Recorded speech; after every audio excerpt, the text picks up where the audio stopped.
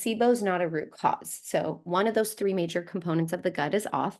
And a lot of the times it is dysbiosis. So we do want to identify, do you have an overabundance of some of these bugs? Not all of these are unhealthy bugs. Some of them are just, they're common bugs. They live in the gut, but they can sometimes migrate up to places they don't belong.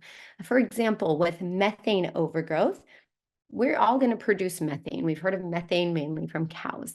But if we're excessively constipated, these certain types of gut bugs are called archaea. They start eating that stool and they're like, hey, this is yummy. And they make gas called methane gas. And if there's an excessive enough amount or there's dysfunction with the little door that separates your large intestine, your colon from your small intestine, guess what? They're going to go into your small intestine too and be like, all right, I had enough of eating that stool. Let me eat your food now. And they're going to make methane gas there in the small intestine.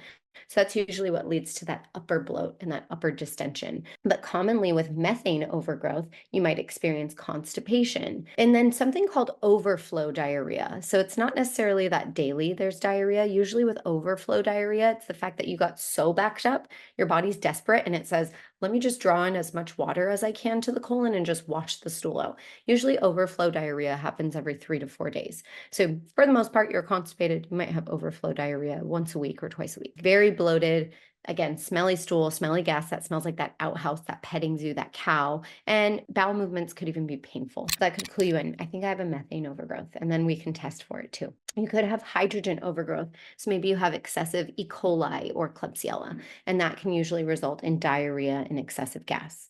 It could be hydrogen sulfide, where you have different types of gut bugs, Vibrio, Fusobacteria, a very wide variety of different bugs that can take sulfur. So you could be eating sulfur, taking sulfur supplements, and they're going to eat that up and make this type of rotten egg smelling gas. They cause a lot of sensitivity, inflammation, urgency.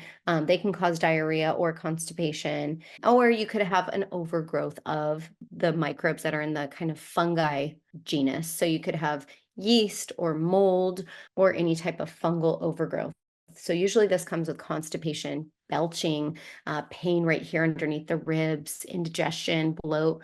You could have things like oral thrush, that white coating on your tongue, white specks in your stool. So we want to identify who is living in your gut. And again, we can test for these in various ways. So we can do a breath test. That is the gold standard way of testing for small intestinal bacterial overgrowth. And with breath testing currently, you can test for methane, hydrogen, and hydrogen sulfide. We can't test for fungal overgrowth right now via breath. We do know stool testing is still developing, so we don't have a validated FDA-approved stool test just yet outside of things that look for basic parasites, but we are really coming along. So with the right practitioner, if they're trained in reading a functional stool test, that can also tell you, do you have overabundance of any of these bugs living in your colon?